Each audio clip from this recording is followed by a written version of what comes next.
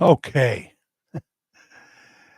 Well, talk about killing the momentum. We are back for part two of Worldwide Ramblings for this 11/16/24.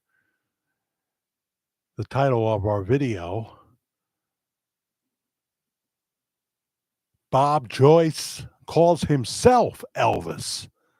It was an accident, but he did in a sermon. So this is an oldie but goodie. I had another clip in mind, but this is so good. It's just the audio, but you'll be able to hear that as we welcome Patrick Wilburn and Pam Donnelly has returned and Justin Battinger. I don't know if this has to do with like the Netflix problem where they were freezing all the time because there's so many people on Saturday nights here on YouTube. But we had no problem Thursday night. We had no problem. We did the whole show over an hour and a half. So it's really hard to nail this down. But I'm going to respect the people that see the title here and want to hear the content. Hi, Judy Wright. Welcome back. Kara, welcome back. Neo and Gail George. Let's go right to the content here of that famous sermon where Pastor Bob, you got to listen closely, refers to himself as Elvis. Listen, listen, listen. It's a oldie but goodie.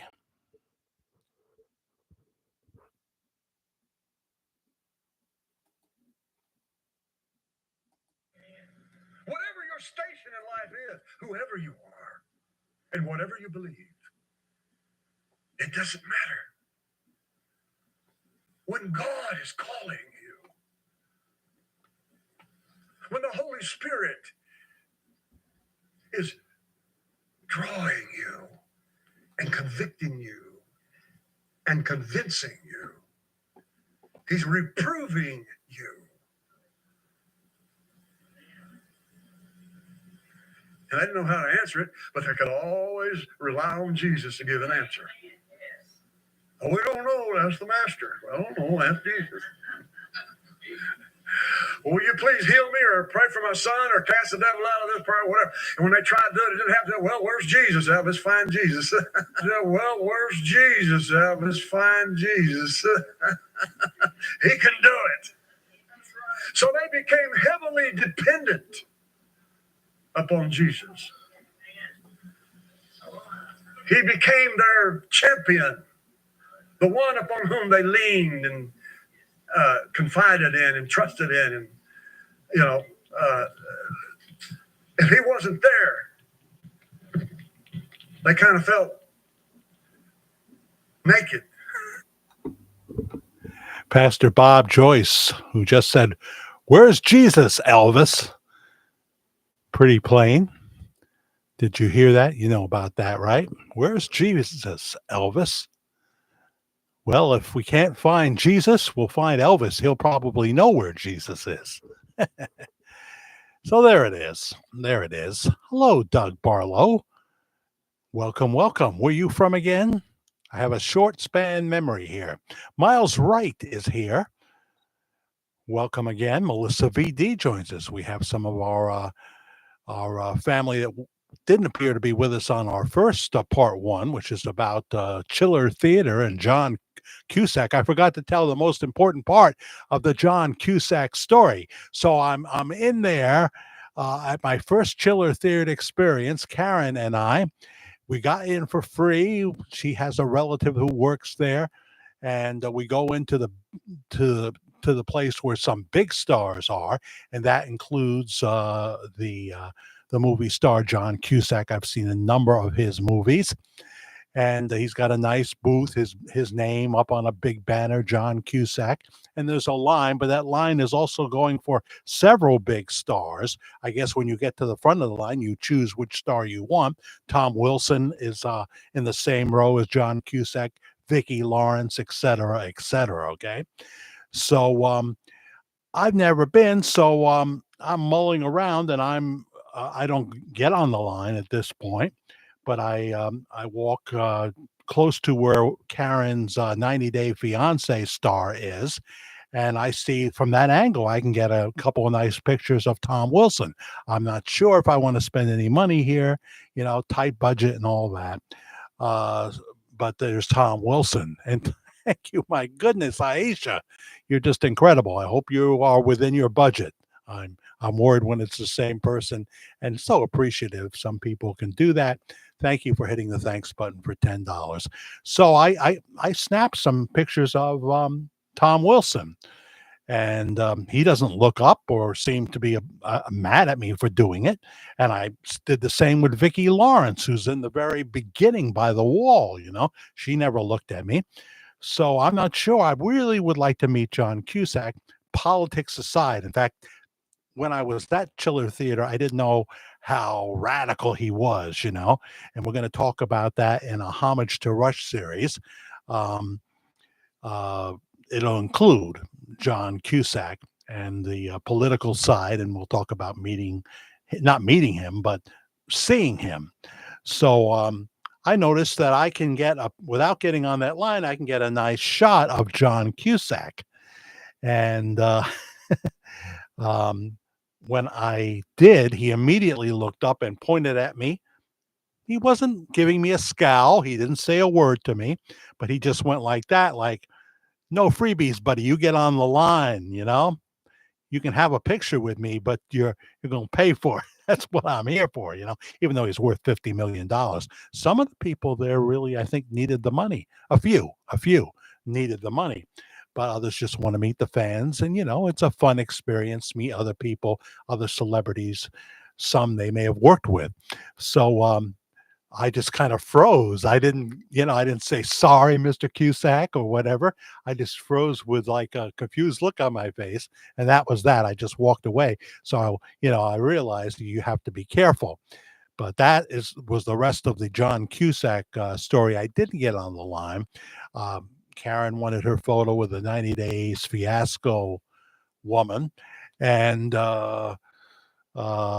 we had a picture with Catherine Lee Scott from Dark Shadows. So we got in for free. We parked for free because we parked way up on the grass. There was no other spaces anyway.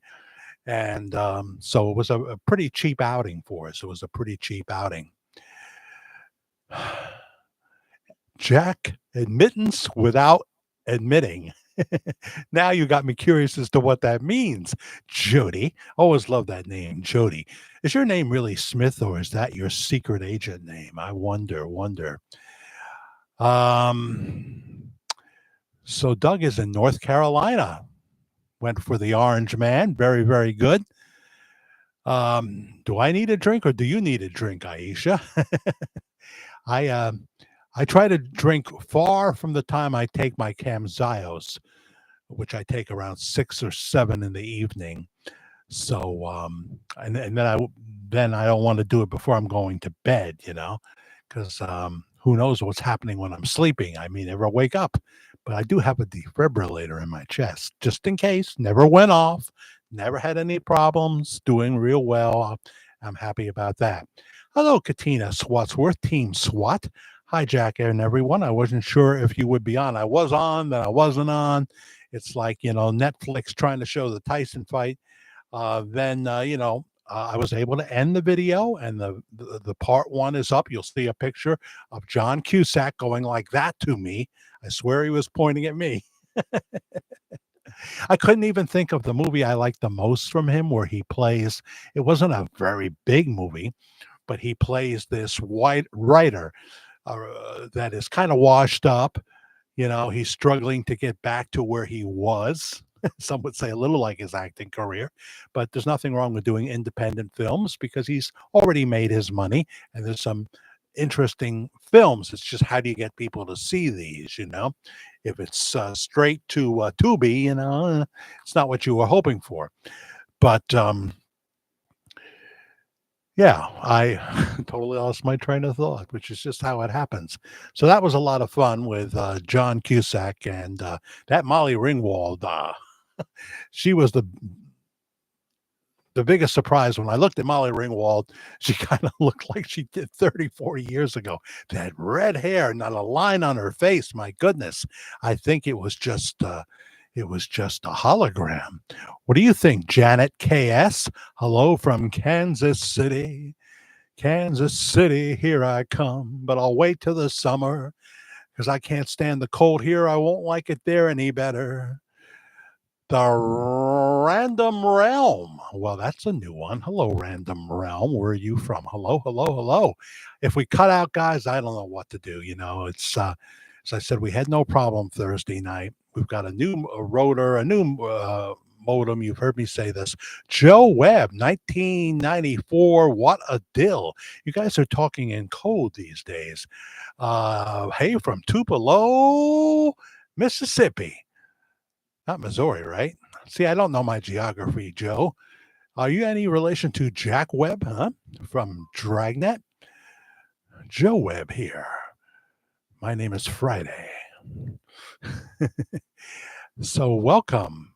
Val Wild from Wisconsin here. Is that what you're saying? What's the temperature there, Random Realm? Random Realm. Random Realm. We'll do a parody song using Rambling Rose.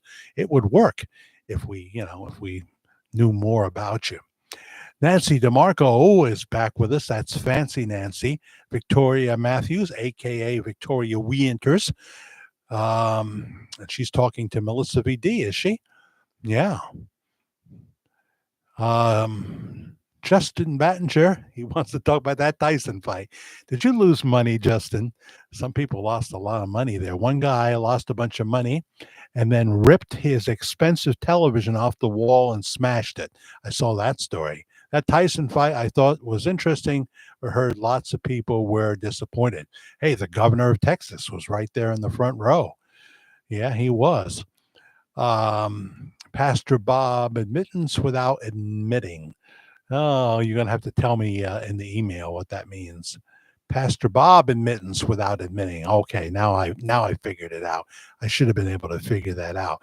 If you subconsciously call yourself Elvis, you know what I'm saying? Oh, he didn't say that. The people are famous for saying it sounded like it, but it wasn't. It wasn't. There's been a long history of this kind of stuff too. If someone isn't shouting up something, shouting out the word Elvis, that's happened a number of times. Deanne Lambert is here. She has the calming videos. Maybe I should experience such. I should just go into the lotus position. Well, I'll put on my orange robe. I'm still sick. She's still sick. Prayers for Deanne Lambert, everybody. She's still on the sick list. Now, I'm sure you're getting all your testing. The blood work is very important. So you've got to know what your numbers are so nothing is sneaking up on you. And then whatever testing your doctor recommends, don't say, oh, well, I'll just ride it out. People die that way. I don't want to scare you. But people don't catch it and they, I know people. I know people. I'm thinking of someone who died, one of Karen's great friends, and sort of a friend of mine, classmate from the 60s. She was frugal is not the word. This woman was cheap. This woman was cheap. She would get water at the she wanted to go to the buffet, trust me, but she would get water there. She would say, I'm a senior there, which is cool. You can say that. I think they give you a little off. And back in the days when Ponderosa was around, she'd have a big, thick, hefty, a regular baggie in there that you could seal. And she'd put a bunch of chicken wings on her plate when she was sure nobody was looking at her. She would stuff them into the baggie, seal it, and bring them home for her husband. This is a woman who had a considerable amount of money. And by the time, it was, 2015, 16, 17, she didn't even put air conditioning in her house, didn't even put air conditioning in the house. They had the money to do it, so they would suffer. Finally, they put one air conditioner in the bedroom. And she probably didn't get her cardiac testing. So her husband is in the fire department. He goes out for an evening meeting. She's in the bathroom by the sink. She falls down. She's dead. nobody to help her, no chance for her. And I wouldn't be surprised. Oh well, there's a copay. Those damn copays, $35 I got to pay. There are people like that. There are people like that, and it's you only live once. You know, spend it on yourself sometimes. So that she had the health insurance. So that's sad. Joe Webb, what are you saying? 1984, what a dill. What is that?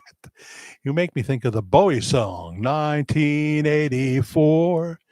Orwell was wrong about a lot of stuff, or at least his timing was off, right? Come to Tupelo sometime. Well, Joe, that's it's not exactly on my bucket list, but I bet you I would enjoy. What would I enjoy in Tupelo? You tell me.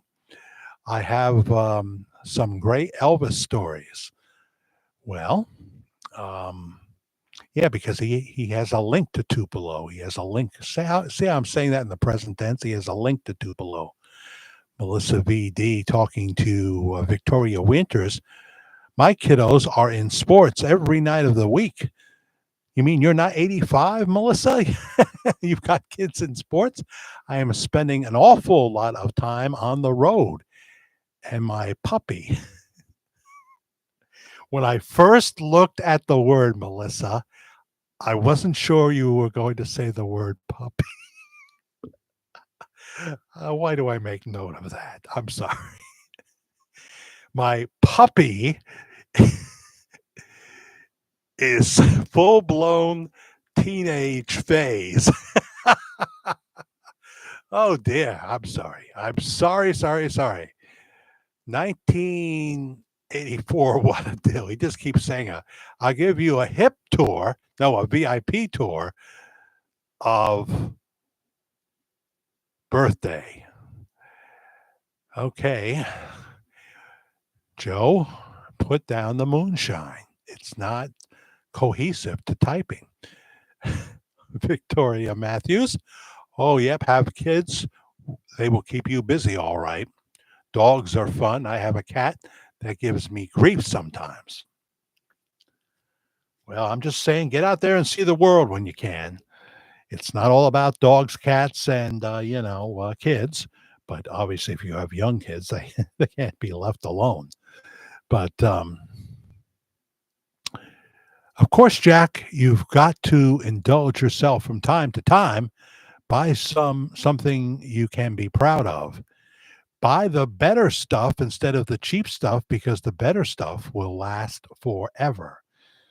Skechers are a darn good sneaker. They're a darn good sneaker. That's all I'll say for that right now. But they really, really are. Jack, when Pastor Bob sometimes accidentally slips as to speak and says Elvis and Elvis, people just shrug it off as just talk, but the coincidences are numerous, and they pretty much speak for themselves. Yeah, that's what I think I've been saying since 2018. It's just we're way past a reasonable amount of the guy who looks and sounds like him. I mean, come on.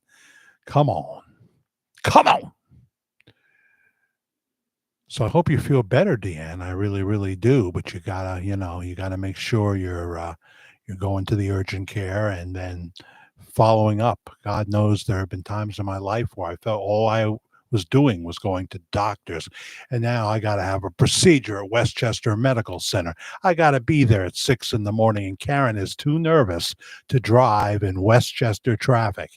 So what am I going to do? If I took a cab back and forth, it would be hundreds of dollars, She wants to come with me, but she just doesn't doesn't want to do the driving.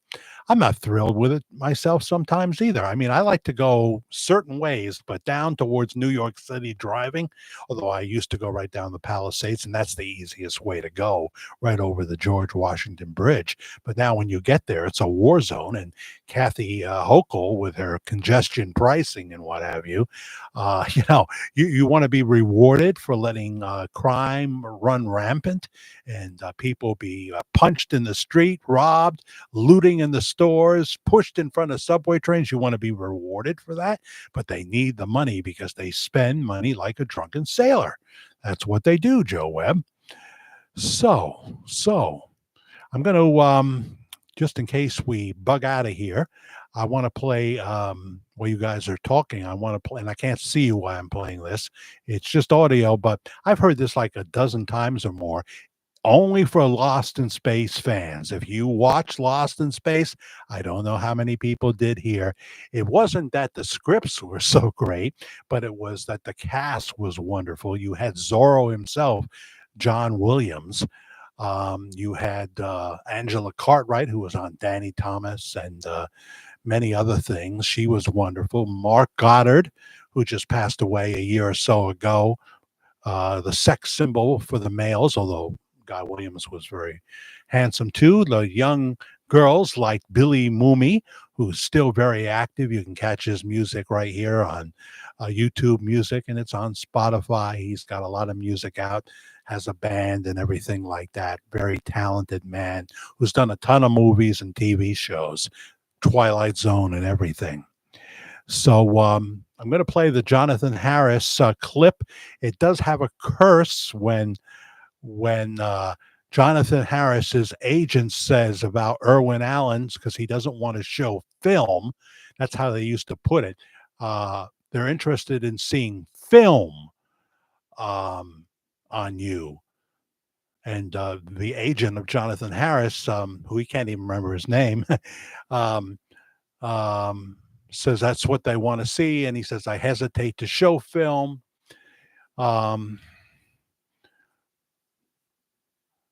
Because I don't want to show the wrong film is what he's inferring. We'll learn that later on. And the agent says, well, he's not going to like that. And Jonathan Harris says something to that.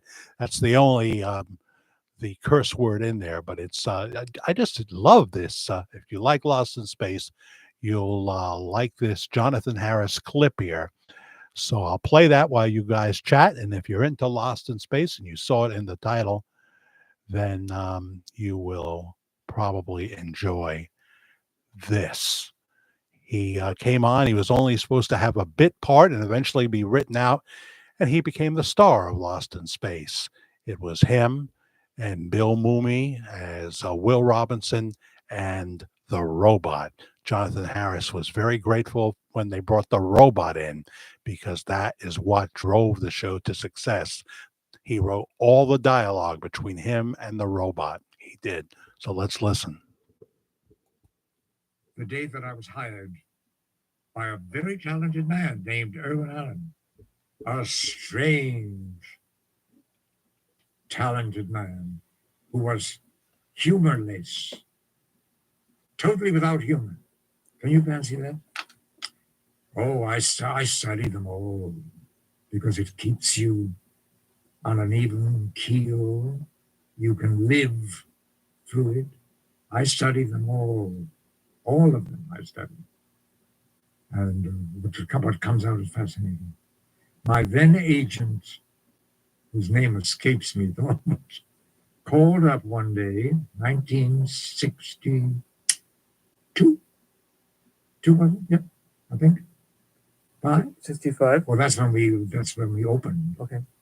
And said, Irwin Allen is doing a television series at 20th Century Fox. I said, who is Irwin Allen? You don't know? I said, no, I don't. Lost in Space is the name. And he wants to see film on you. But you know what that means. I said, what's the part? Well, I don't know, said Mr. Tennyson. I said, well, then you tell Mr. Allen that I hesitate to show film unless I know what the part is. Oh, well, he's not going to like that. And I said, bug him. That's exactly what I said. He called back in about 10 minutes. Irvin Allen wants to know who the hell you think you are, and he'll see you at 4 o'clock. Isn't that interesting? I said, okay. So I got myself gussied up and went to 20th Century Fox, which is my favorite movie studio, because that was my first series at Fox. And they directed me to his office. And there was a secretary. Her name was Margaret. And she said, in there. So I walked in there, and there was this strange-looking man sitting at a huge table, surrounded by about 20 yes men. I was already terrified. I hadn't opened my mouth, except I did say, good afternoon. And he said, the famous finger, which lived through 3.5 years of my life. And that one day I knew I was going to bite off. And I never did, thank God. Who do you think you are? No film. I found myself doing this. Well, Mr. Allen, I said, why would you want to see possibly the wrong film when you can see the real thing? Me. And he turned to what turned out to be one of the head men, Frank LaTourette. And he said, what did he say, Frank? And Frank said, why do you want to see the wrong film? You can see the real thing, him. Irvin said, oh, you want to be in this series? Now, this is verbatim. I said, well, I don't know. I haven't read a script. What did he say, LaTourette? He hasn't read a script. Somebody give him a script. Somebody gave me a script. I was holding a script. I don't know where it came from. And I said, may I ask, Mr. Allen, who is in this piece? He said, I know where you're going. We've already done the pilot. You were not in it. Your character was not in it. I said, oh, may we discuss billing? Billing. Everybody's billed.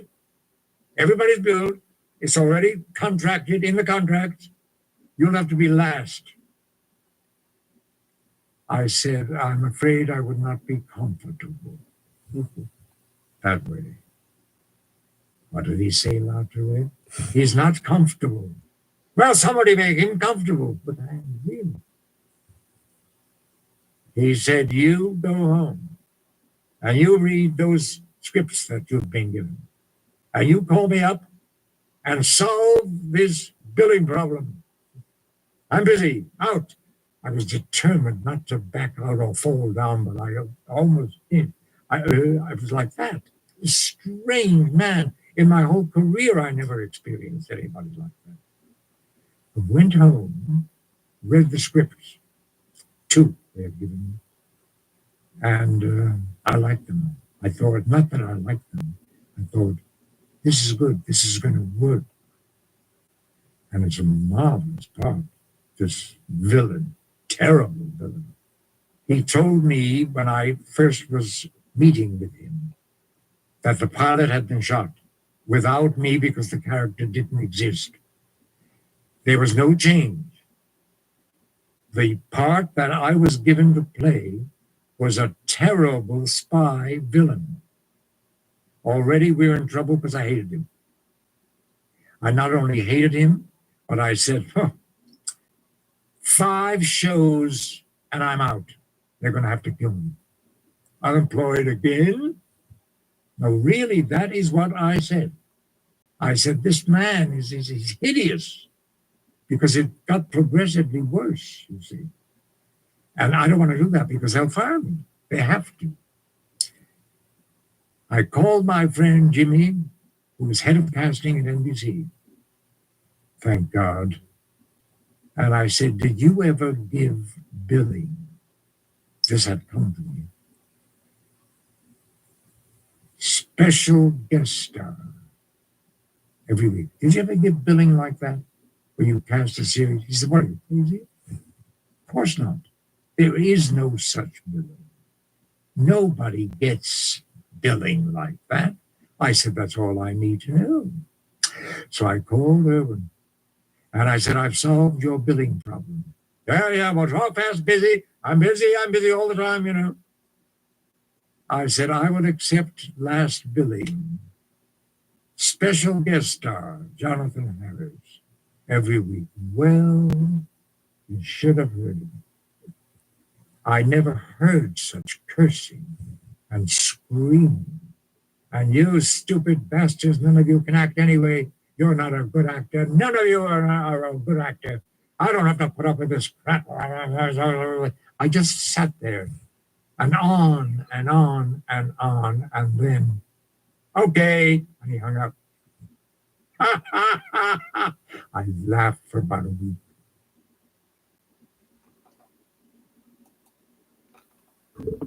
And that is the late, great Jonathan Harris, Dr. Zachary Smith, and 1,000 other things he did, including voiceover work. He had a lot of things under his belt before he did Lost in Space. And so Irwin Allen knew by the time they needed to cast the role of Dr. Zachary Smith, they already knew they wanted him. So he had some leverage. And the story goes on where he decides to start bringing in some comedy to the role early on. So the character would start to become lovable. You know, he's got his ways, but he was throwing things in there. And Irwin Allen came charging in one day to his dressing room and said, I know what you're doing. More. Give me more. And he left. And Jonathan Harris would eventually go to Irwin Allen and say, when you said more, did you mean that I have free range here? And he said, anything you want. They already knew that he was going to be the star of the show, to the chagrin of John Guy Williams, who played Zorro, and thought he's the first name, he's supposed to be the star. But a lot of it became about Jonathan Harris as Zachary Smith, Will Robinson, Bill Mumy, and then the robot. And all the dialogue between Dr. Smith and the robot was written by Jonathan Harris. So that's the story there. And Joe Webb is still saying 1984, what a dill. Jeannie Thompson, hello. Thank you, Patrick Wilbur. Nice to have feedback. You got to be a Lost in Space fan to really appreciate that. But watch them. Watch the Jonathan Harris interviews and also the Bill Mumy interviews talking about Lost in Space. It was something I watched as a kid. It was opposite Batman, so that was tough. But they, because of Jonathan Harris, they did 84 episodes. 84 episodes. Trucker Dan. Well, hi, Trucker Dan. Where are you from? My son is a trucker as well. He's home on the weekends. He works for U.S. Foods, which is a really cool company. And he delivers to restaurants and school cafeteria places and things like that. And, he's been at it. He used to deliver at Family Dollar for another company. He's glad to be out of there, dealing with people that don't want to be working at Family Dollar and traveling far distances. He's out in Texas. He's out in Texas. Hi, Mike Fortner. Welcome. Jeannie Thompson, yes.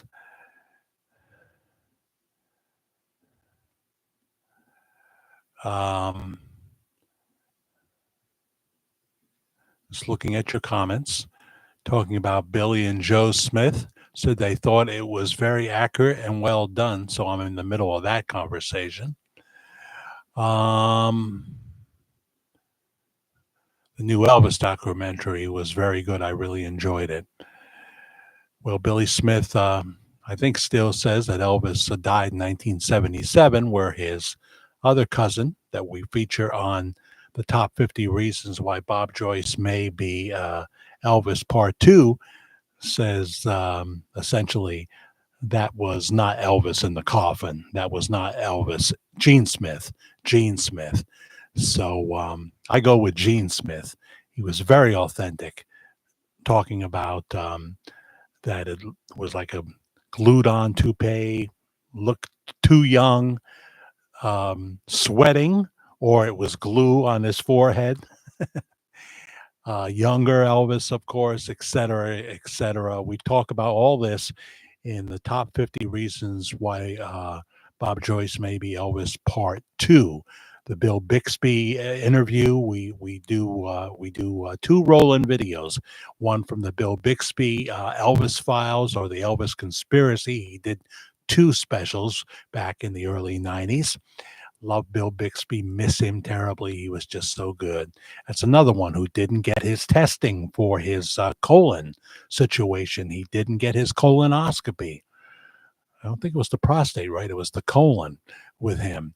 And, he died a horrible death because of that. While he was directing Blossom, he would literally, as the cancer advanced, he would sit on the couch, the set couch, and direct people during rehearsal, and he would get these pains. He said they were like shooters, he would call them.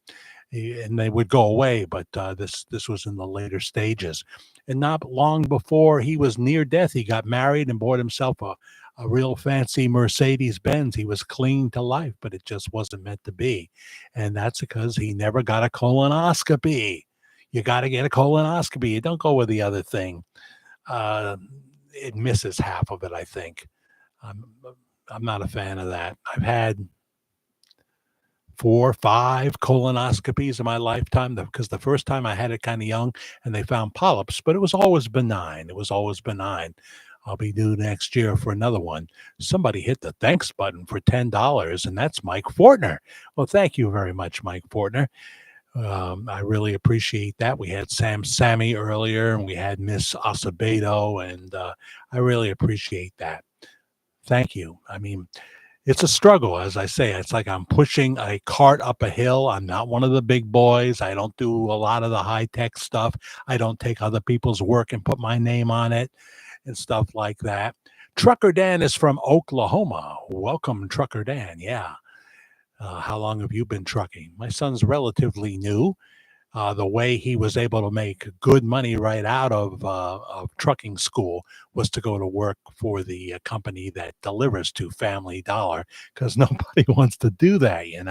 It's a really tough gig, and now they're closing 1,000 Family Dollar stores. Good thing he got away from night transportation.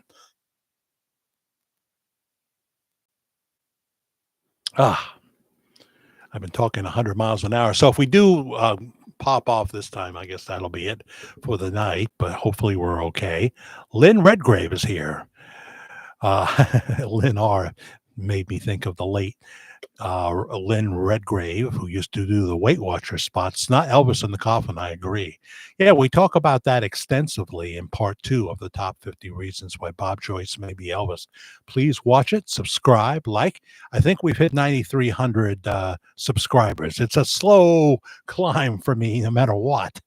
I had 9,999 when we started. So by now, someone hit the subscribe button, and we're probably over 9,300 subscribers. Will we make 10,000 by Christmas Day, which was a goal I set just for the heck of it? Probably not. But I appreciate what we have. Marty Greco is back. Hello, fellow Okie trucker Dan. Well, Marty, I didn't know you were an Okie from Muskogee. I didn't. You've probably told me, but my mind is like a sieve. Woodsley Summercraft, that's Rob, is here. Bill was in some of Elvis's movies too. Yeah, before he even did My Favorite Martian, which is where I found.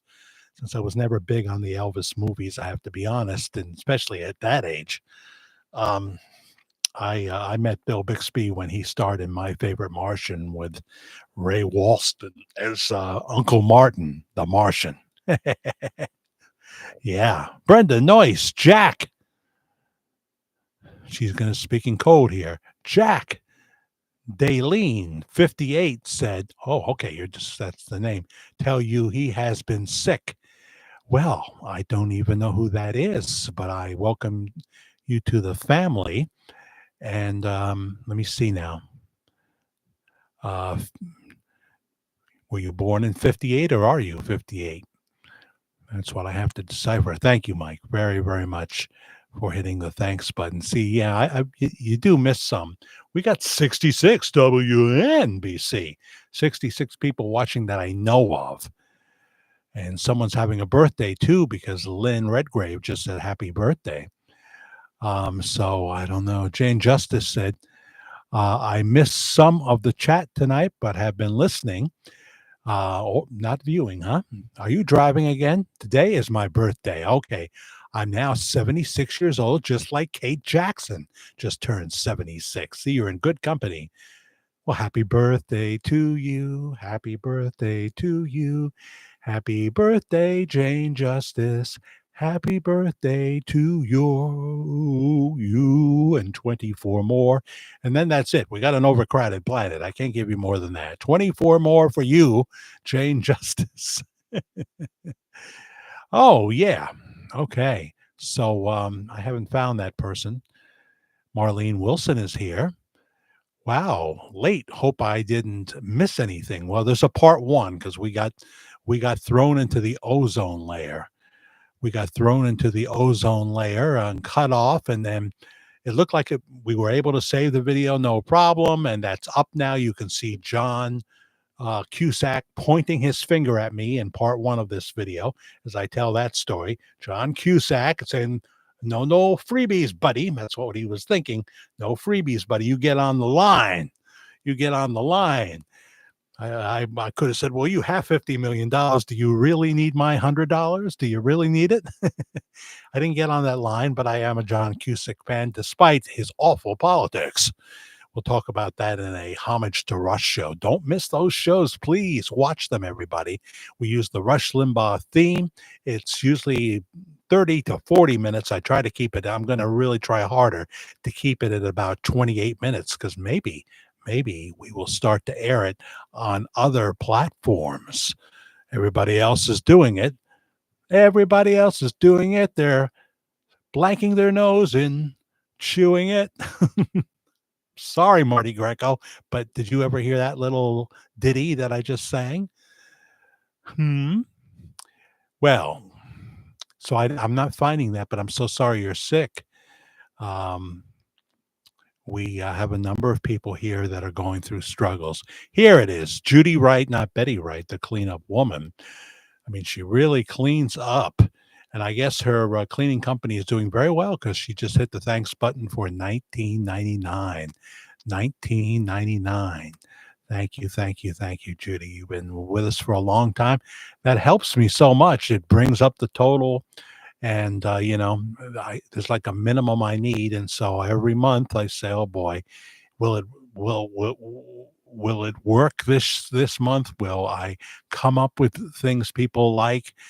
How can I improve? And when we do the final top 20 reasons, Bob, Joyce, maybe Elvis, there'll be rolling video in that.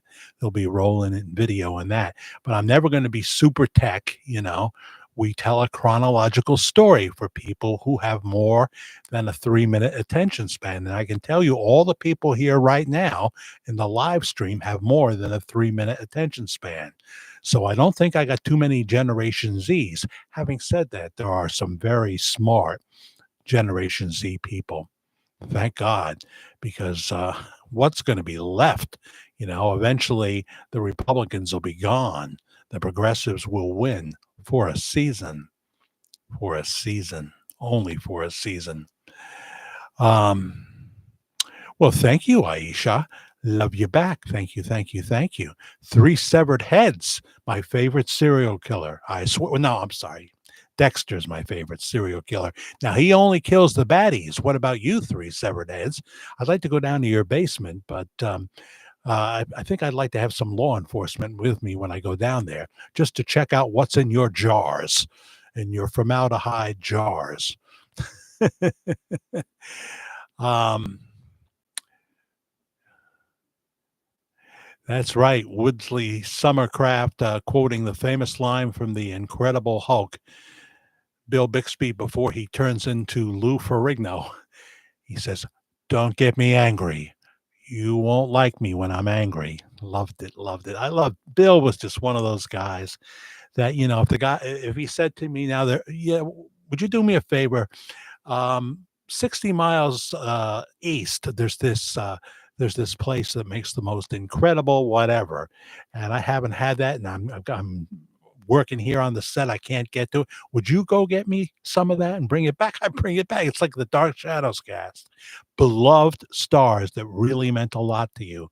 And Bill Bixby was one of those stars to me. So yes, go and watch part 2 of the Bill Bixby segment that's included in the top 50 reasons why Bob Joyce may be Elvis. I speak of possibilities. I could be wrong about the whole thing. And Billy Smith says I am. Gene Smith says that's another bull pucky. That's a lot of bull pucky. I think I like Gene better. They do a cute little show, though. I mean, they're on here. Billy and the two ladies.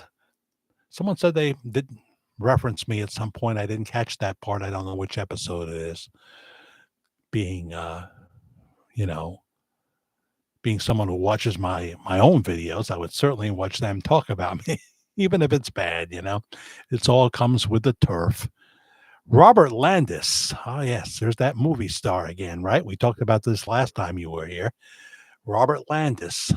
Hi, Jack. I'm in Oklahoma City listening to you. So you're not really looking at my face because it's just too much to handle?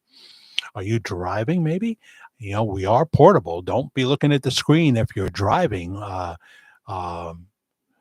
and have this stream tuned in, or you're watching Hello Replay Crowd. We get more people on the replay crowd. So that's really, really great. Thank you, Judy Wright. $19.99. My goodness. Mike Fortner, $10. Oh, yeah, that is really, really good. And earlier we had Sammy twice. And, we've had people like Jody Smith numerous times. And I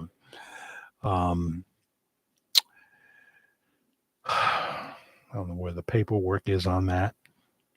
But we had someone for $49.99 on a pre-recorded video. And I had never heard from them before. So that's a situation where they like the content, and that's very gratifying, Todd Bradshaw, not Terry Bradshaw, is talking to Brenda. Was watching Engelbert Humperdinck today performing at 88. That's right. He's looking good, and he did a concert recently with a red shirt on.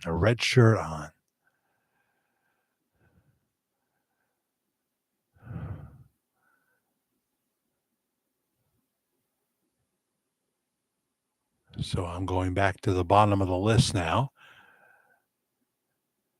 And hit the like. Yes, please hit the like button. 47 people have done so. Let's get it up. And if you haven't subscribed, please do. We're trying to get to 10,000 by Christmas Day. I don't think we're going to make it. Prove me a liar. Prove me a liar. I thought E really loved Anne Margaret. Some would say Lynn Redgrave, that Anne was really the love of Elvis's life. But,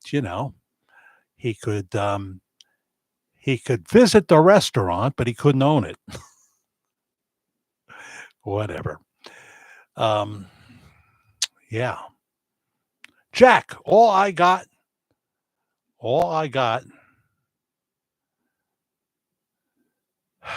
You're always a challenge, Bren. I got to get off of here now. My right arm is really hurting me. Going to try to to put it on a pillow. Yeah, I always elevate my legs with a bamboo pillow. It's a long pillow, and they say that's a good thing to do. And sometimes I do with my arm. My left arm tends to hurt, Brenda, because that's where the connection is for the defibrillator that goes into my chest, and so I can't raise my left arm without it, you know, feeling sore. So I can't lift, with my left hand. So I was, for a few years, some of you know, I was cleaning the Honda showroom right on this very road, but just 3 miles down that way. And I lost weight doing that and what have you, but I can't do that anymore because sometimes there's heavy garbage, stock would come in, you have to help with that, and I can't do that anymore. So I have to use my talents that I've started using in 77 at WBUZ, the sound of the country, 1570 in Fredonia, New York. So that's why, when you guys stand with me, it gives me the confidence to know that we'll be okay, because every month is a brand new start for me. Every month. Right now, I'm working on the Google payment that will come to me just a few days before Christmas Day. Just a few days before Christmas Day. The other way to give is the Cash App. Cash App. People use that. I get more of it if you use Cash App, but I'm very thankful to YouTube, to Google for the thanks button. Don't get me wrong. The Cash App is lowercase letters, Media Guy 56. Media Guy, MEDIAGUY 56, Media Guy 56. For those who have the Cash App or want to load the Cash App, you can use it for family and friends. You can receive money from people and what have you. And when someone is new to Cash App and you brought them there, you'll get an extra $5. They don't always tell me, though. They don't always tell me. Oh, Christopher is here, huh? Welcome, welcome, welcome. So I hope you feel better, Bren. There you are. God bless from Canada. Stay strong. Hold the line. We are here now. So is Justin Trudeau leaving, or isn't he? Is there going to be a new prime minister there? I can't see him giving it up. Dictators don't usually give it up, especially if we have a system here that works a lot better to change paths. Angie Hathaway is here. Miss Hathaway from the Beverly Hillbillies. Love Engel. He is a hunk. Engelbert. Jerry Dorsey. That's who he really is. But he wanted a name that would stand out. And you can't be Jerry Dorsey when there's a Tommy Dorsey that's legendary. That's not going to work. So I forget how he came up with the name Engelbert Humperdinck. But when he came up with that, he knew he had a name that no one would ever forget. No one would ever forget.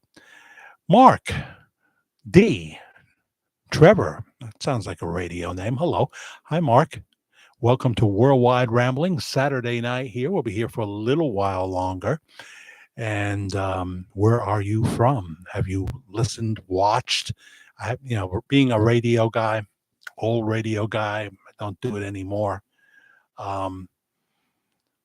On a number of stations, I always said listeners, but now some people do listen because they're driving or something, but others view.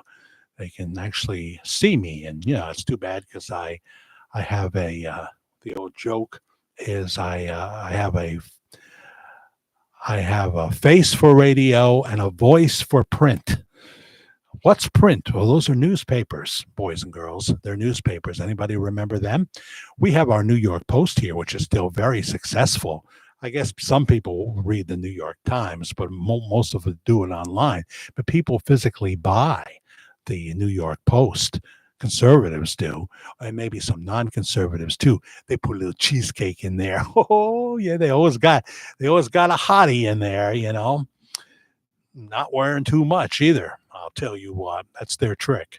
That's their trick to get you to keep buying that newspaper. What's his name there isn't dumb. Who owns Fox? Rupert Murdoch, not to be confused with Rupert Holmes. Do you like pina coladas? getting drunk in the whatever.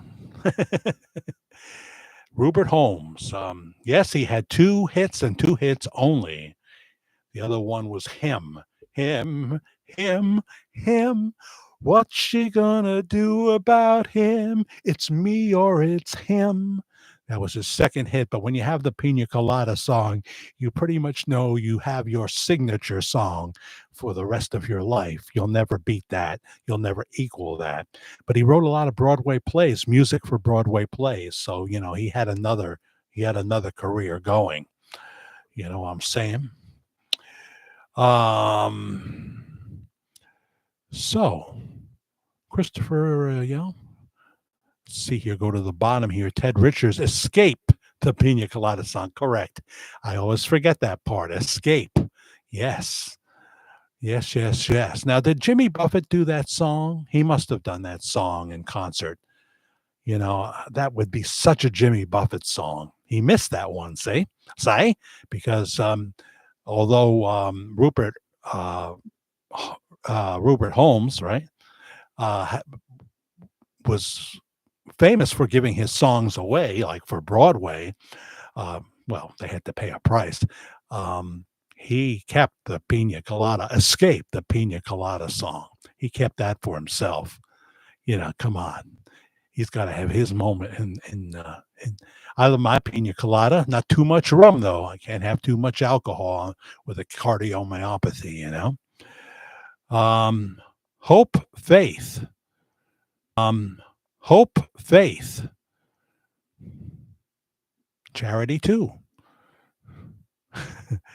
I worked for Newsday back in the 80s, says Nancy. Oh, that's cool. That used to be a very honorable publication. I imagine it's not anymore. There's just a few that are, like George Magazine. Gene Ho, editor-in-chief.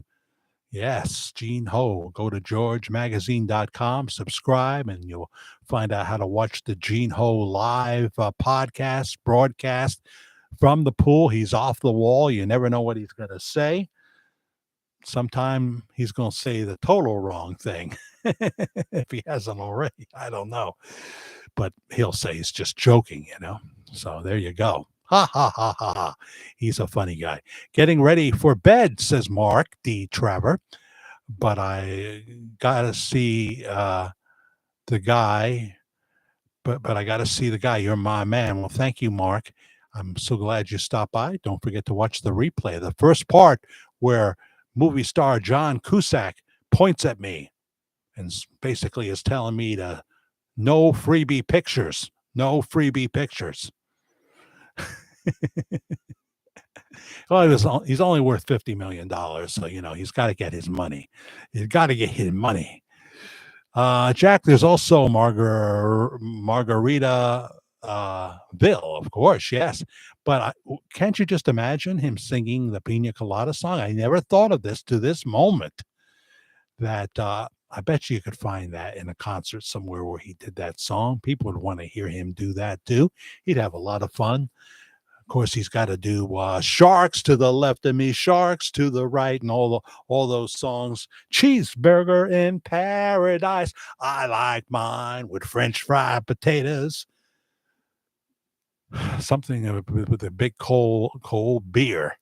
Yeah, he died like at 76. He got something snuck up on him, and so sad because he was worth like $1 billion. He wasn't an entertainer. He was more like a religion, with a legion of followers, parishioners, if you will. My favorite song, Someday We'll Be Free by Donny Hathaway, huh? I only know the one he did with Roberta Flack, being a top 40 guy. I missed that. The closer I get to you. Since I met you, I am never blue. That's not a lyric, but I threw it in there because I thought it would rhyme, Oh, dear, Donny Hathaway. He was at the Plaza Hotel, if I remember the story correctly, and I don't know what was going on in Donny's life, but his room was really up high, and He opened up the window. I don't know if he went to the roof. He opened up the window or went to the roof, and he jumped. That's the sad story of Donny Hathaway. Sorry to bring the mood down. 3 severed heads. I know you had nothing to do with that. Love that too, Jack. Yes, well, I grew up with Elton and Billy, and they tried to get Elton John to talk bad about Donald Trump. They thought this will be easy because he doesn't support Donald Trump politically, and wanted to know what he thought about Donald calling Kim Jong-un Rocket Man. He said, I thought it was hilarious. I thought, good one, Donald, good one. And then he could see the guy was trying to coax him into saying something negative. He says, Donald Trump has always been very supportive of me. We've always been friends. He went to so many of my concerts, very supportive. He's able to separate the two, He's able to separate the two. I think a lot of people, too, that were for Kamala Harris really couldn't stand Kamala Harris. But, she was the only other choice. And they have Trump derangement syndrome. Trump derangement syndrome. I'm not going to do too much in politics, but it has been a wild week, right? I mean, you got Mike, you got the Speaker of the House, Mike Johnson, nervous as hell that Trump is going to leave him with a minority, and then we're going to get Hakeem Jeffries. Can you imagine that? I mean, the man has no depth to him at all, and he's trying to say what the American people want. Well, you said you were going to give us the best of the cream of the crop, and are these people the cream of the crop? Joaquim, whichever. I've heard it pronounced both ways. Here's the deal. We don't value your opinion at all. You haven't earned it. All you did for almost 4 years is you didn't even want to talk to reporters. You would say something flippant and keep on walking. You didn't care about the people. It was all about the progressive agenda. We soundly rejected what you believe, the majority of the people. We soundly rejected. A lot of Democrats rejected it, and they wanted to see their party come back because the progressives stole it, and you turned America upside down. So I couldn't give a flip what Joaquim Jeffries has to say. Go on, get. Well, thank you, Carrie. It is Carrie, right? Should I put on my Dollar Tree? I think I brought them over here, but who knows where I put them. Maybe I thought about putting them over here, but didn't immediately do it the moment I thought about it. And when I do that, it goes out of my head. By Christine McVie, and God rest her soul, Fleetwood Mac. Nice to catch you live, says Bradley the Skywatcher. Lin. Wow, that's a long handle you got there. Karen's a Skywatcher. Handle you got there. Karen's a Skywatcher. Oh, she's telling me the biggest moon. There won't be another one for a long time. And, she's really into, oh boy, she was looking for those comets and whatever it was. Every night she'd be out there, and we just seemed to be in the wrong location for her to see them. The Northern Lights, I'm surprised she didn't make me go and drive to some other location so she could see them, because it wasn't happening on our street. The Northern Lights didn't want anything to do with our busy street. I'm a terrible singer, but thanks for the compliment anyway, Mark D. Traver. You need glasses to find your glasses. Well, that's like Fred Sanford again. And if you watch those Jonathan Harris interviews, and I swear there's more good stuff, including Lost in Space. But he was on the Red Fox show for a while, and he tells some really interesting stuff about Red Fox, who, of course, did the bit on Sanford and Son where he would go to the drawer and he's got like 30 pairs of glasses and he's sorting through and he puts a pair on, tries to read something. No, he goes like through 3 or 4. It happens many shows that this this bit is done, you know. And he said, "Oh, working with Red Fox, I love him, but he was a nightmare. He was a nightmare. He never wanted to rehearse. Comedians are like this. Something about it'll ruin my spontaneity. It'll ruin my spontaneity." So he would never rehearse, and we'd be looking for him. They'd be looking for him, you know, if you could find him, he said, but he didn't want to rehearse. All of a sudden, it's tape night. There's a live studio audience out there. And Jonathan Harris said, I was, you know, beside myself thinking, is this going to work? Is this going to work? And, you know, they get ready to tape, and Red Fox comes out first, and the audience goes wild and what have you, and welcomes everybody. Um, After he leaves to get ready to start, the announcer says, "Now, Mr. Fox will, when the show is finished, he will take the microphone and he will entertain you for a while. But we have to warn you, it's not a PG Red Fox. So if anyone's offended, you'll have to leave after that because Red Fox is known to be a little blue. He is known to be a little blue." And I was there. I didn't see Sanford and Son. I saw Sanford when Damon Wilson was gone. When I was living in Hollywood, I went to a taping. And so I got to experience that with Red Fox, you know. And you knew right away it wasn't for the faint of heart. Because that's what he became known for. He did those dirty party records before he ever did Sanford and Son, very graphic and that kind of thing. So anyway, it comes time to tape Sanford and Son, and Jonathan Harris is a nervous wreck because he's never really gotten to interact and work with Red Fox. And they start taping, and he just brings it, Red Fox. He knew his lines. He brings it, and Jonathan Harris is coming back. I don't know how many episodes he did of Sanford and Son. I don't remember him on that show. I really only remember Dr. Zachary Smith. But it was great. It was great. He could do it. He could do it. Carrie, my dad is nearly 74.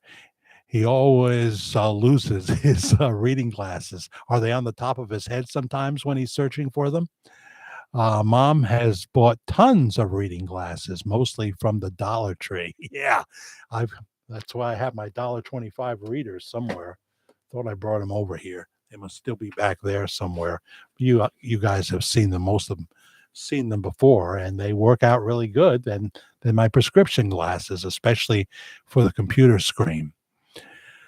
But I'm always losing sunglasses, and yes, I've had my share of Dollar Tree sunglasses. And there's so many good things you can buy in there, and it's not all $1.25. It's not $1 anymore either, by the way. They got stuff that's they got a $3 and $5 aisle. They've got the frozen foods that can be as much as 7 or 8, but it's still a better price than what you would get at the supermarket, you know. So some people use it a lot. That's cool though. Don't go with your Dollar Tree on a Saturday or Sunday. You'll get behind those people that are buying balloons for a birthday party or something, and there'll be one checker. The manager hasn't come out yet to take a register, and it's terrible. Don't go on a Saturday or Sunday because you got to go when they're not looking for those balloons. That's such a lousy job for those poor cashiers to have to deal with those balloons. Oy. Here is now 1,000 $1.25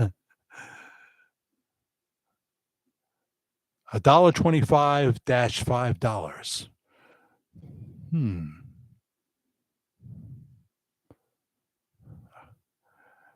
Okay, let me go to my email. The closer I get to you, the first time ever I saw your face. See, I can't hit the note. I can't hit it. I can't do it.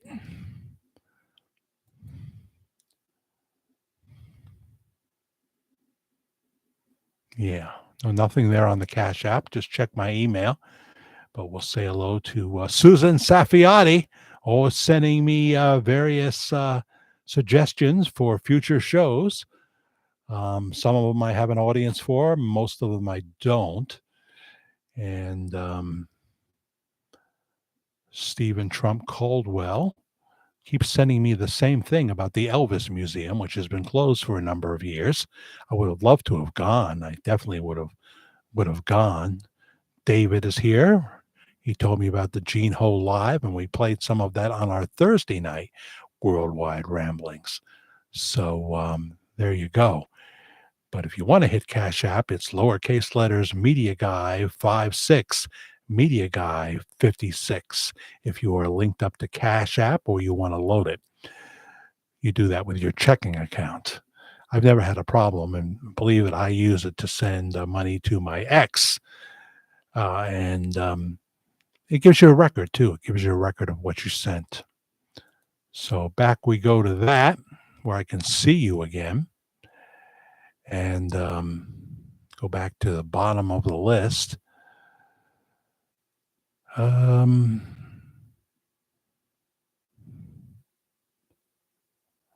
Random Realm, I am thinking he is Elvis also.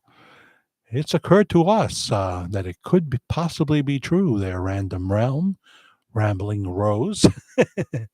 Good night, Mark. Thank you very much for joining us, and I hope you'll join us again. Check, make sure you have your notification bell on, subscribe, like, and hit the notification bell so you'll know when we put something new up or we come on live. Sometimes, and this is confusing people because I do a thing called the Daily Pop-Off, but I can't manage to do it 5 days a week. I've noticed that. If I do the Rush show, the Homage to Rush Limbaugh show, then I probably won't do a pop-off because I'm, talking current stuff there. But we also can do, and did many of them, pop on to pop off. So that's live when I pop on to pop off. But the daily pop off, see how I am confusing people. I know this now, especially Brenda. The daily pop-off can be live or it can be pre-recorded. It would usually be pre-recorded. If you hear me using music, like an opening theme and maybe a closing theme, some person didn't like my opening theme. It's got to be copyright-free music, for me not to have a problem using it and still be able to monetize the video. If you hear an opening theme, that means it's definitely pre-recorded because Google wants to hear it and decide whether it's appropriate or not. That's how that works. So you can get away with it if you play someone else's video and they have an Elvis song in there or something like that. That's different. It's hard to figure out sometimes, but I try. So just in case we do leave you because we get cut off, thank you. Lynn R. says, I know I listened to him and I heard him sing his song to his wife, and then it convinced me. Are you talking about Always on My Mind? Oh, no, you're talking about Bob Joyce and singing Can't Help Falling in Love. I put that in the Aha Moments video, the top 7 reasons, I think, why the top 7 reasons when people thought Bob could be Elvis, something like that. I should have a complete list right in front of me. And we play 2 roll-in videos along with hitting the top 7. I play a clip of him singing Can't Help Falling in Love, which he is singing to Walina. And before that, I played the Dentons and Bentons, where he sings with his son, Matt, American Trilogy at the end, where he goes to full voice. And a lot of people, that was it for them. That's just the way it is. 3 severed heads. That and PG singing The Lord is My Shepherd, His voice gave me chills. Same thing on the early version of He Hideth My Soul, which I play that song. I can't monetize that video, and it got a lot of hits. It's close to 50,000 hits. But Bob Joyce, Elvis Evidence, and Rapid Fire. I begin the video by playing Elvis singing In the Garden. And then before we close the video out, I say, well, here on Spotify, this says Bob Joyce, and I play a little bit of He Hideth My Soul. And to me, there's no doubt that's young Elvis Presley. That's to my ears as a radio DJ.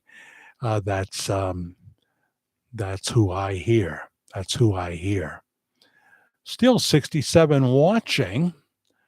And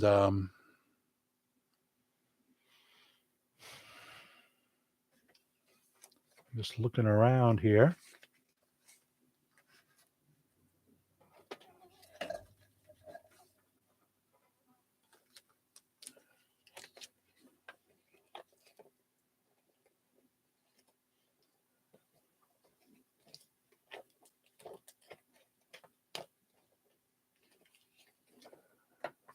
Back when we had the eclipse there, warm weather, Karen was on the stairs and I was sitting in a chair looking up at the eclipse with my special glasses.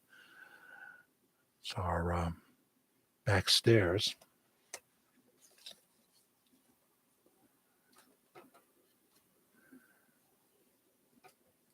Oh. Just keep talking amongst yourselves. We're going to close out soon, so if you have something important to say it now, you know.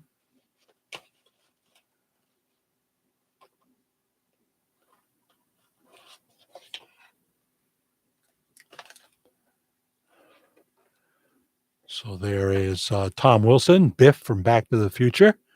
See, I snapped that picture and he didn't point at me. He didn't say, don't you dare do that. You get on the line and you pay for it. He didn't do that. This guy is just a few months younger than me. Mr. David Hennessy from Dark Shadows. He owns 2 restaurants in Panama. He owns a coffee company. Get rid of that glare. There we are. And there he is, as young David Collins from Dark Shadows. There he is today, living in Panama, but I think he has a place in Los Angeles too. And one of his kids, I don't know how he has young kids. I'm a little mystified by that, but he has young kids. One of them is in New York University. I know you like pictures, so sometimes I show them. Here is a rehearsal for Jonathan Fridd as Barnabas Collins and Don Briscoe as he would turn into a werewolf eventually. Chris. They're rehearsing a scene for Dark Shadows. After Jonathan arrived, the show became seen by millions every day. Taping at 53rd and 8th. This is Karen's granddaughter. We have this on a thumbnail. On a swing, Halloween time. I don't know what she did to make it that great of a picture, you know. It's really cool. Here's another picture of David Hennessy, who played David Collins, Jameson Collins, and Tad Collins, I think, on Dark Shadows, who's now 68, and the coffee company he owns right here. That's how David looks now. He seems to have more hair on top. I think he's got a little help for that. Anchorhead Coffee Company. Check that out. David Hennessy.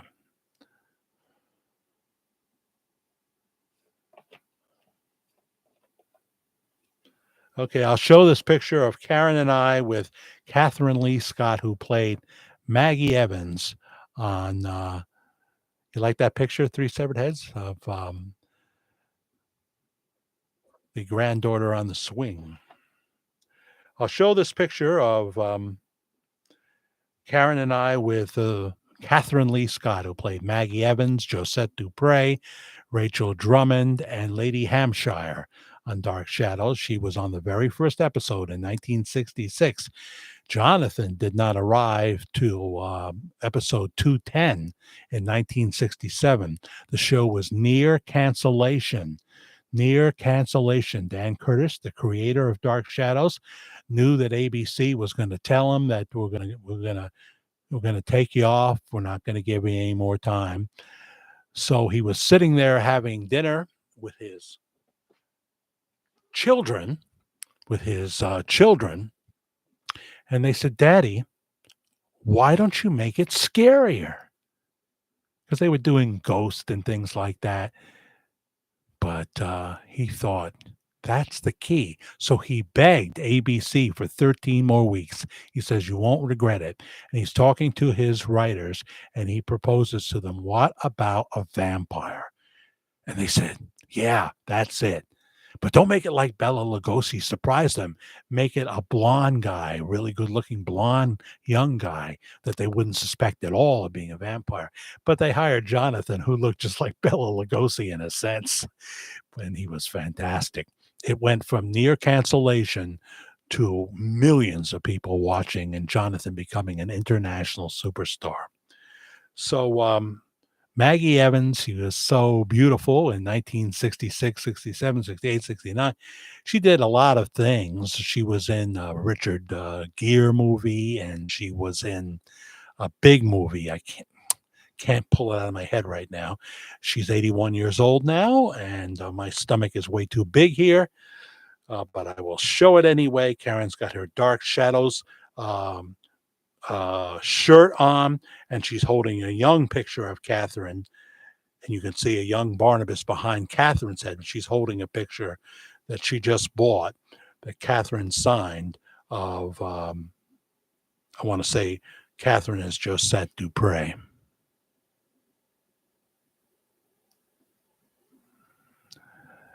I see a picture like that. I'll put down the cheesecake, I'll put down the cheesecake and do my exercising. Karen always looks great in the pictures.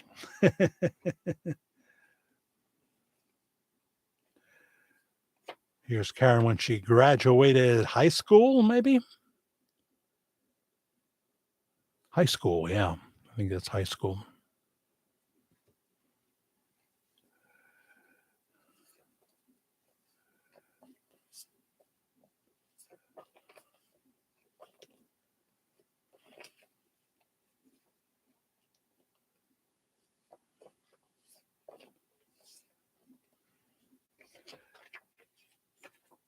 Vicki Lawrence at Chiller Theater. Mama. The night the lights went out in Georgia. And here I am. I look thinner from this side in front of the DeLorean at Chiller Theater outside. The DeLorean. There you go. So just some pictures for you as we get ready to close out. Hi, Susan. You watched Dark Shadows, huh? I'm glad you did. You have good taste. Barnabas is buried in Newport, Rhode Island. I had heard my hometown. Yeah, we were in Newport in 2023, September of 2023. Yes, we saw the mansion, the famous Collinwood mansion. They never shot inside of it. But they did the exterior shots. That is the famous mansion. What the heck is the name of it? We call it Collinwood, but there's a different name. So we were there, took pictures and what have you. Could have walked on the grounds, but we didn't do that. There are signs telling you not to do that. There's another man just showed up on the scene that might be Robin Williams. His channel is called Uncle Pappy. Also, he might have gotten the name from Popeye and yeah, well, that was Popeye's father was Pappy, right? Yeah, Pappy. Well, I might just for ha-has check out Uncle Pappy. I can tell you one thing that you reminded me of, D. Lyle, is that have you ever listened to those Spirit Box videos? One of the guy claims to be a Christian. That's the last name begins with a H. And he had tried to conjure up the spirit of Robin Williams, and he had some compelling audio. It's real quick in and out, but you know, I don't think this guy is a fake. He believes in what he does. I can't say that about all of them, but you definitely hear what sounds like the voice of Robin Williams coming through. So, Uncle Pappy, huh? All right.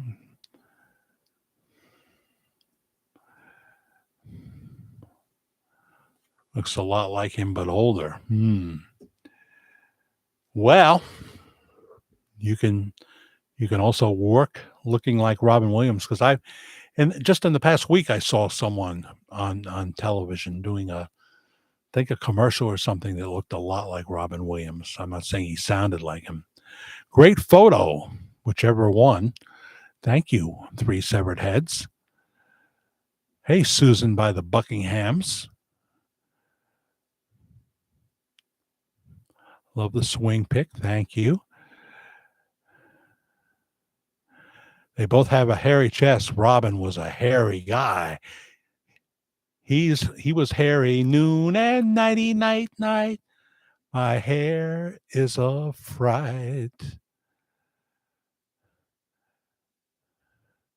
Then another lyric, the reason why he didn't get a haircut, it's not from lack of bread, like the Grateful Dead. Well, that must have been early, because the Grateful Dead, believe me, they had a lot of money at some point.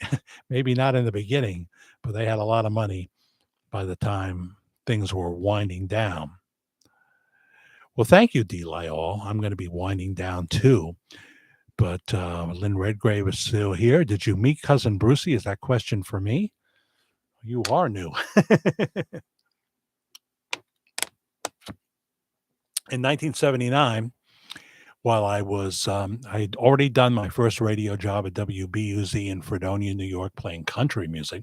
Got to interview John Dean for the news director, because he couldn't make it, from Watergate fame, and working with President Nixon. And I got to meet country legend Bill Anderson. But I was playing his music on the country station. Bill was going through like a country disco era there. So I didn't know this guy had written 500 songs, like How Married Are You, Marianne? That's a great song. Listen to that song. Or, they call him Whispering Bill. So I only knew a little bit when I was sent to by the radio station to Jamestown, New York, to a Bill Anderson concert with an interview scheduled prior to the concert. And so he was really, he was nice. He probably knew that I probably told him that was my first job in radio. But he was very nice, and we did a nice interview. I wish I had that tape, I wish I had that tape. Things that you didn't save, that you didn't try to get a copy of, that you now regret. So while I'm in California, I hear that the radio station I grew up listening to, WALL, Middletown, New York, has been bought by Robert F.X. Sillerman, who's passed away. He was like a billionaire. I don't know if he was quite a billionaire then. He was on the Forbes list for a while. But he would go on to buy a good chunk of American Idol, and then he would buy the name Elvis Presley, which he owned until about, I don't know, his death in 2022, something like that. I don't know. I was so shocked when I found that out. But he was sick for a long time, and he wasn't that old. He was like 70, 71 when he died, and with all the money he had, he couldn't keep himself alive forever. But his partner was the legendary Cousin Bruce Morrow. So I'm hearing Cousin Bruce. He bought my hometown station, even though I was born in the Bronx. I considered Middletown my hometown. So I come back from California after a year. I'm done with California at that point, although I would visit later on with my first wife. And they had a jock on in the midnight hour. This was when radio was really hot, and they had live personalities midnight to 6 or midnight to 5:30 or whatever. Her name was Sundance. That was her radio name. And Brucey had it so that his announcer that he had worked with um, almost had his name. He would do her opening promo, she's warm. She's lovely. Here's Sundance. And, often when you hear something like that, is the face really going to match the hype? Is it really going to match that? And is she really going to be that beautiful if you see her? She was that beautiful. So all night long, the cab drivers on the overnight shift would come to the Wall Radio Castle, a former state armory, yeah. And they would bring her coffee and donuts and stuff. She probably didn't eat half the donuts because she wanted to keep her figure. But they were, she was super popular. She had, hundreds of people listening to her at 2 o'clock in the morning on a station that didn't get out that far. There was no internet yet. So I called her up and I was talking to her. I wanted to get back into radio. That I'd already done a gig, but I'm really afraid of sending a tape to Cousin Brucey. And she said, do it. Send it. I think they got Sunday nights coming open. Do it. So I did. I sent him a tape from WBUZ, and I got a call from Jim Fry, who I had grown up listening to. He was older than me. And he said, well, come on in, Jack, for an interview. And so I did, and I was practically trying to talk. I was scared to death. I was practically trying to talk him out of giving me the gig. He said, I think you can do this, Jack. I think you can do this. I said, all right, I'll give it my best. He said, let's go meet Bruce. And Bruce was in the production studio, and I would never call him Bruce, by the way. He was fine with that, but I would not. It was always Cousin Brucey. That's who I knew. That's who I grew up listening to on WABC. When I wasn't listening to Wall, I was listening to the great jocks on WABC. So this huge man stands up as I come in with his huge hand. He's like 6'4", and, he's like, wow, he's a force. And he's in his prime here still, even though